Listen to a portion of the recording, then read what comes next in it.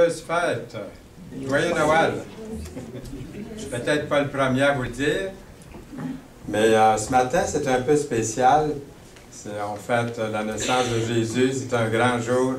On ne sait pas quel jour c'était, quelle date exactement, mais je pense qu'on a plusieurs raisons de fêter à tous les jours sa venue, et spécialement, d'une autre façon, à la fin de l'année comme ça, de fêter la naissance du Sauveur.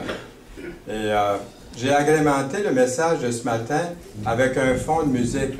Pendant que je parle, vous allez entendre la musique.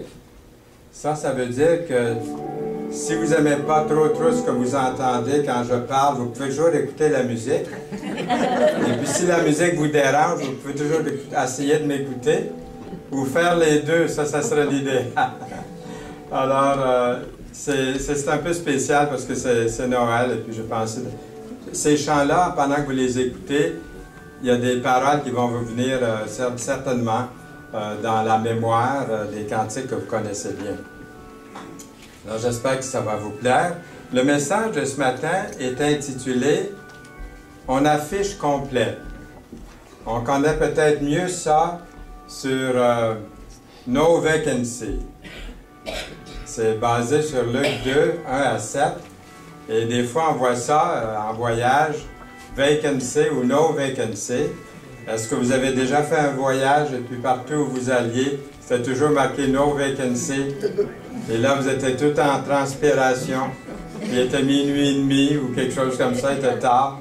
Puis vous disiez, puis c'était l'hiver, puis je vais coucher dans l'auto, qu'est-ce qui va arriver? Moi, ça m'est déjà arrivé.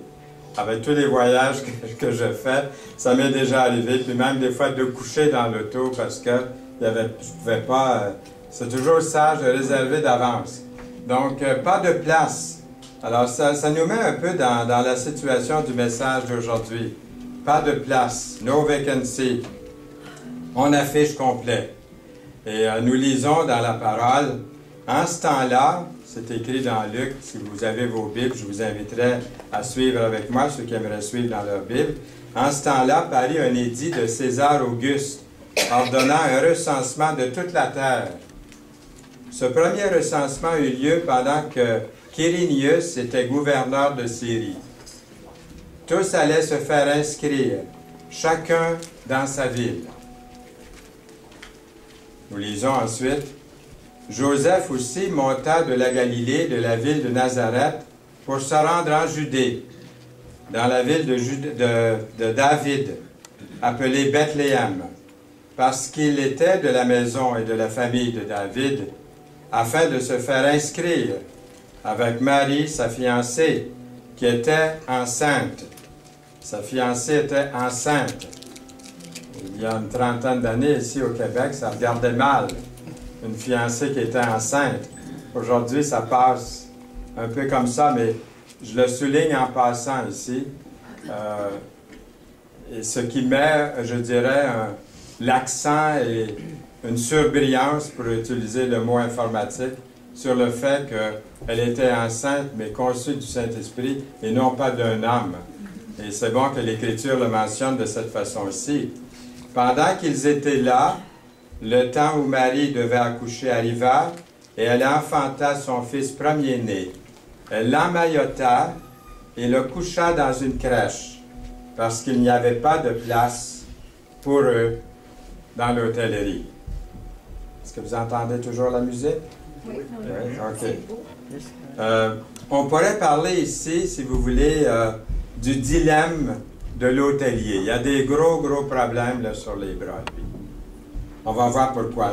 Notre thème pourrait tout aussi bien être « Choses à considérer pour faire de la place à Jésus ». Nous, les humains, en général, nous aimons avoir nos boucs émissaires. Pas vrai? C'est commode un bouc émissaire. Ça fait quoi un bouc émissaire? Bien, c'est commode parce qu'on peut mettre sur les autres notre fardeau de culpabilité. On peut dire, c'est pas de ma faute, c'est de sa faute à lui ou à elle. Et de pointer un doigt accusateur vers quelqu'un d'autre, puis se demander pourquoi il n'en a pas fait plus pour le Seigneur.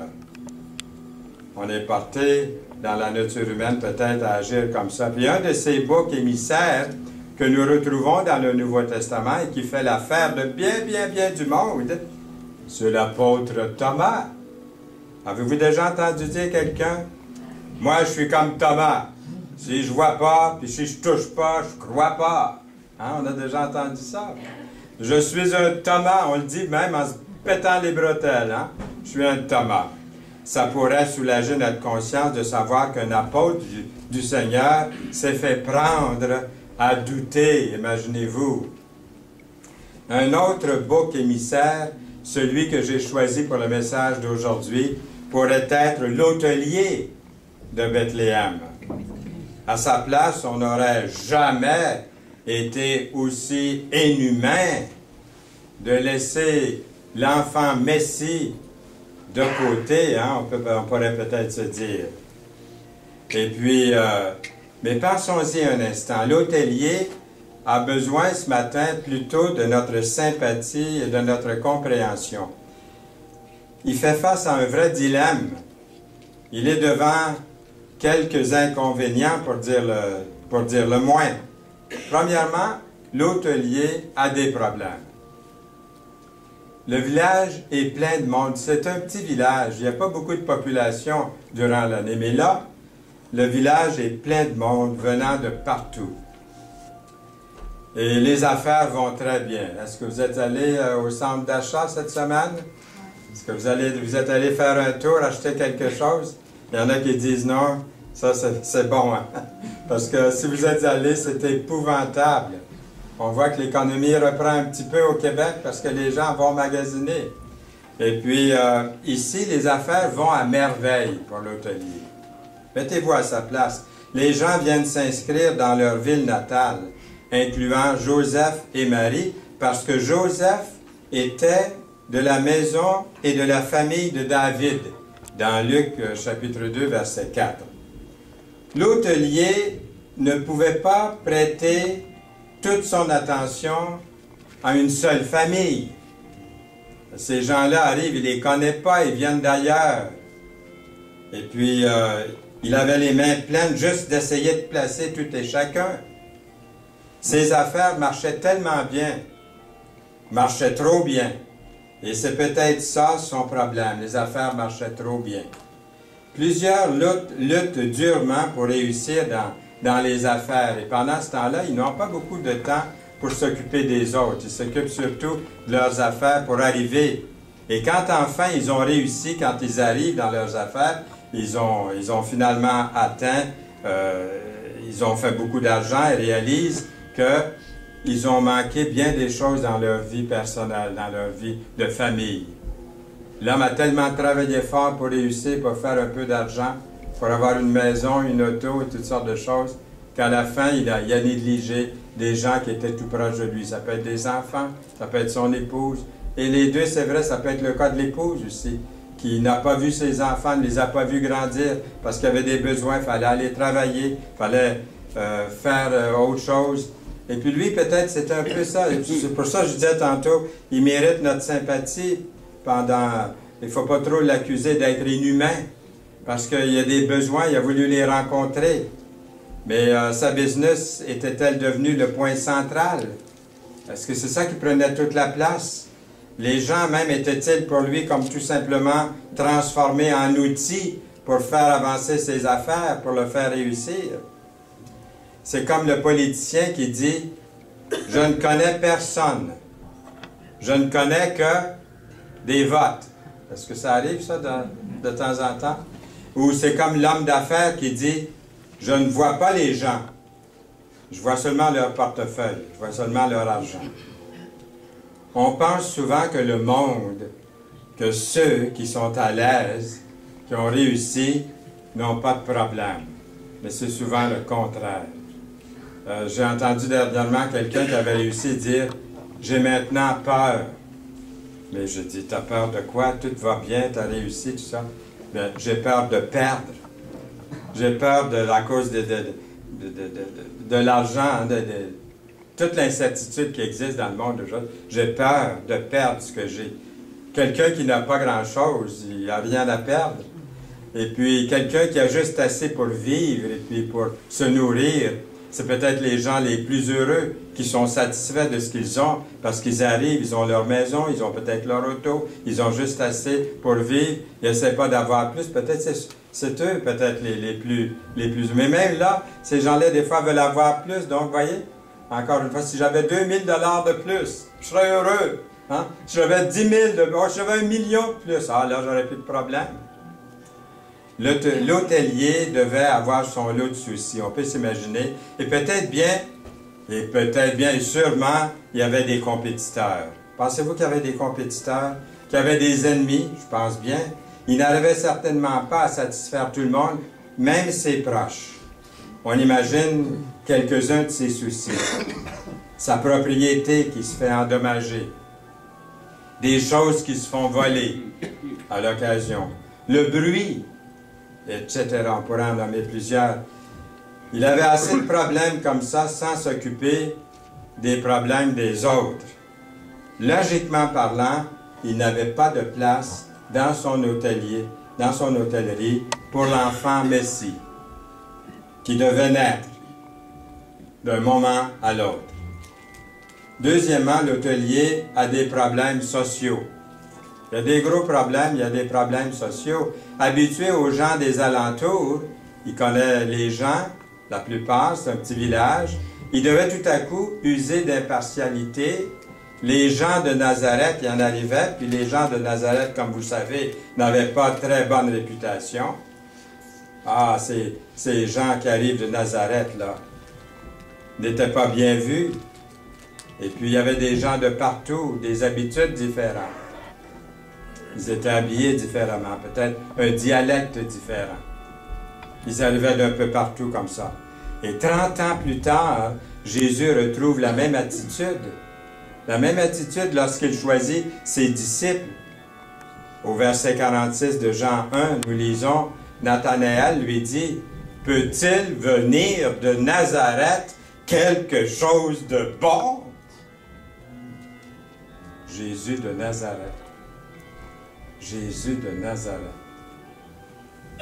Philippe lui répondit, « Viens et vois. » Jésus, voyant venir à lui Nathanaël, dit de lui, « Voici vraiment un Israélite, dans lequel il n'y a point de fraude. »« D'où me connais-tu? » lui dit Nathanaël. Jésus lui répondit, « Avant que Philippe t'appelle, quand tu étais sous le figuier, je t'ai vu. » Wow! Il vient de Nazareth, mais il n'est pas comme les autres. Il n'est pas comme les Nazaréens, il n'est pas comme les autres de Nazareth. Nathanaël répondit et lui dit, « Rabbi, tu es le Fils de Dieu. Tu es le roi d'Israël. » Jésus lui répondit, « Parce que je t'ai dit que je t'ai vu sous le figuier, tu crois? Tu verras de plus grandes choses que celles-ci. » Tu n'as pas fini d'en voir, mon cher. Tu vas en voir plein les yeux. C'est pas merveilleux, ça, juste ça? Regardez ce que le Seigneur a fait pour moi, ce que le Seigneur a fait pour vous, si vous connaissez Jésus comme Seigneur et Sauveur de votre vie. C'est incroyable ce que le Seigneur a pu faire pour nous. Les décisions ne sont pas toujours faciles pour l'hôtelier. On peut être identifié à quelqu'un d'indésirable quelquefois, quand on veut aider quelqu'un, qui nuira peut-être même à notre réputation. Les gens viennent d'un peu partout. On doit user de prudence, mais nos décisions doivent en tout temps, et ça c'est très important, premièrement, plaire au Seigneur. Je le fais parce que je veux plaire à Dieu. Je veux plaire à mon Sauveur. Si on pouvait s'isoler, là, hein, vous et moi, là, ou moi tout seul, hein, au loin dans une île, loin de tout le monde, aimeriez-vous ça des fois? Vous isoler sans avoir jamais à prendre des décisions. Mais c'est impossible. C'est impossible. Si mon voisin est affamé, c'est mon problème aussi. Si mes voisins qui viennent de loin, de Nazareth, et ont besoin d'être logés, je dois leur procurer de l'aide. Troisièmement, l'hôtelier a des problèmes spirituelle. L'hôtelier était peut-être un homme mondain qui ne s'occupait pas tellement des choses spirituelles. Il ne s'occupait peut-être pas tellement des choses morales. Il était très, très préoccupé avec sa business. Plutôt attiré par les choses matérielles. Il se disait peut-être, j'ai bien d'autres choses à faire que de prier toute la journée puis de m'occuper des choses spirituelles. Voyons donc. Joseph et Marie n'étaient pas de ceux qui revendiquent leurs droits bien, bien fort. Tels que, votre attention s'il vous plaît, cet enfant qui va naître est le Messie qui vient dans le monde, tel qu'il nous a été révélé. Votre attention s'il vous plaît. Ce n'est pas des gens qui auraient agi de cette façon-là, Joseph et Marie. Si l'hôtelier avait été plus soucieux, par exemple, des prophéties bibliques qui étaient annoncées des centaines d'années, qui disaient dans les moindres détails ce qui se passerait lorsque le Messie viendrait dans le monde. Concernant le Messie, est-ce qu'il aurait dû savoir qu'à Bethléem, que de ce tout petit village connaîtrait l'arrivée du roi des rois? Ah ah! Ne le blâmons pas trop vite, là. Attention! Combien de personnes ici ce matin, ou dans ceux que vous connaissez ailleurs, qui attendent vraiment l'enlèvement de l'Église, d'un instant à l'autre? Je ne vous demande pas de lever la main, là. J'espère que tous l'attendent. Je vois par les sourires qu'il y en a qui l'attendent, d'autres se demandent, j'espère qu'il ne viendra pas aujourd'hui, je ne suis pas prêt, peut-être. C'est une bonne chose si vous n'êtes pas prêt, parce que vous pouvez sortir d'ici, même pendant que vous êtes ici, recevoir le Seigneur comme Sauveur et Seigneur de votre vie. De ne pas attendre. Combien aujourd'hui attendent l'enlèvement de l'Église? Plusieurs l'ignorent. Lorsque j'ai été élevé dans la religion de la plupart des gens ici, on ne m'a jamais parlé du retour de Jésus-Christ. C'est un sujet que je ne connaissais pas. Je ne savais pas que l'Église allait être enlevée. Mais dans nos cercles chrétiens, malheureusement, aujourd'hui, on n'entend plus parler beaucoup de l'enlèvement de l'Église. On dit, ah, il y a toutes sortes d'idées là-dessus. On n'ose pas trop en parler parce que ça divise les chrétiens. Attention, une bonne partie des Saintes Écritures, je pense plus qu'un quart des Écritures, est prophétique. Et puis, il y en a qui n'y croient pas tout simplement. En tout cas, on en parle de moins en moins. Alors, ne blâmons pas l'hôtelier qui n'attendait pas le Messie. Pourtant, la description était tellement bien donnée dans les Écritures. Mais si on ne connaît pas les Écritures, si ce n'est pas ça qu'on enseigne du haut de la tribune, si les chrétiens n'ont jamais entendu parler du retour de Jésus-Christ, comment est-ce qu'ils vont le savoir s'ils ne lisent pas les Écritures eux-mêmes? Alors, on ne peut pas blâmer l'hôtelier de ne pas rien savoir. On ne lui a pas dit. Il est difficile de croire que l'hôtelier n'aurait pas fait de place aux parents de Jésus si on l'avait bien renseigné ou si lui-même avait fait ses recherches. Mais il semble bien qu'il ne pouvait pas le savoir. Comment aurait-il pu le savoir? Même les gens les plus religieux du temps de la naissance de Jésus n'attendaient pas le Messie de cette manière-là. C'est pas comme ça qu'ils l'attendaient. Pouvait-il s'imaginer que le Messie viendrait de Nazareth? Son idée à l'hôtelier, je pense, c'est moi qui dis ça, mais je pense que lui, probablement, il était enveloppé, là, le Messie viendrait enveloppé dans des vêtements sacerdotaux des sacrificateurs du temple. C'est ça qu'il connaissait comme religion. Il aurait pensé que ce Messie aurait été enveloppé de prières liturgiques. Il s'attendait peut-être de voir arriver le Messie dans une splendeur royale, parachuté en pleine synagogue. C'est pas ça qui est arrivé. Si seulement il avait lu Ésaïe, s'il avait lu les prophètes. Dieu est prêt à se révéler aux plus petits, aux plus modestes, aux plus pauvres. Il est prêt à se révéler aux riches, aux ignorants, aux personnes instruites. Il ne fait pas de distinction de personne.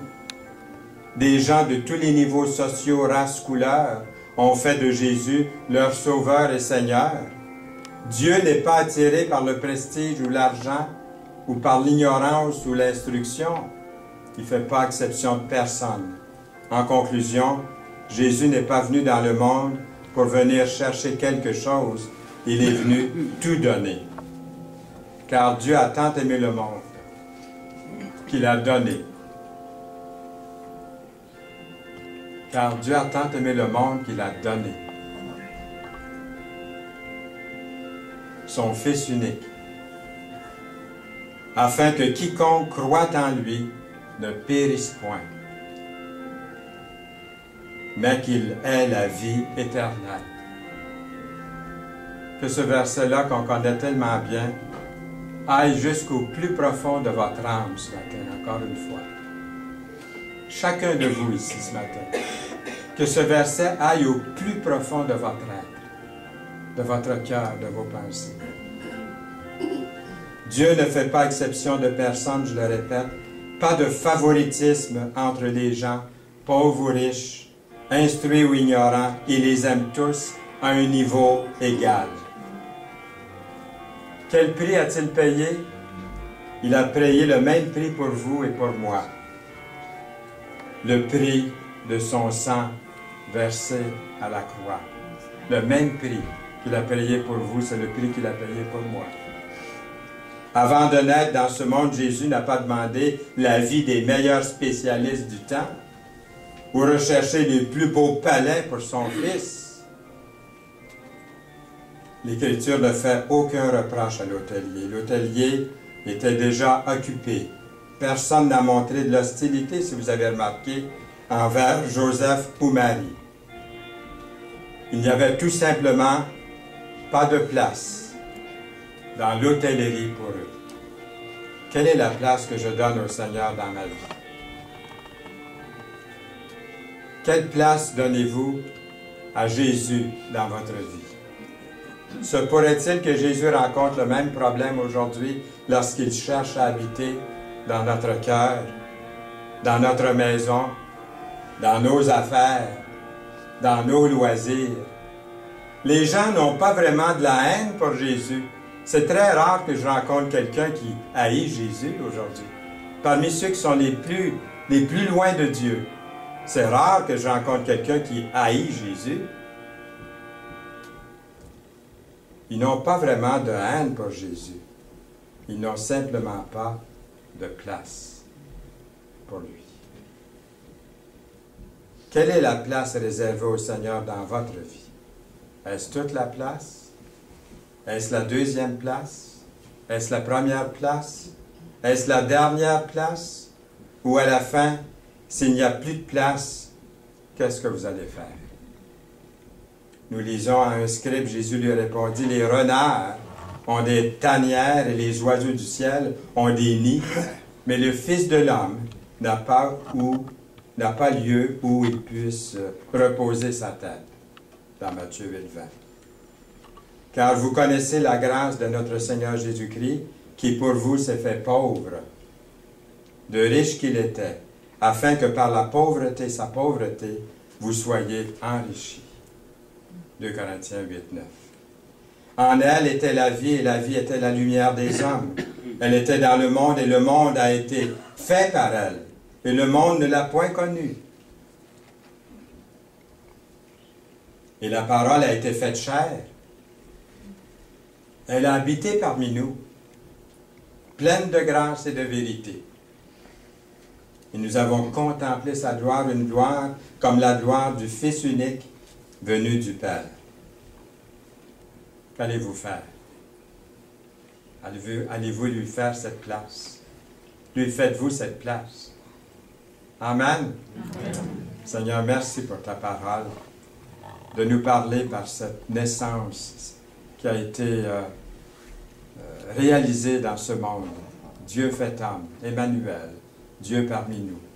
Seigneur, nous te remercions ce matin du fait que, comme Église, collectivement, individuellement, nous louons ton Saint-Nom et nous voulons faire cette place qui te revient dans ma vie, dans notre vie à chacun. Au nom précieux de Jésus. Amen. Amen.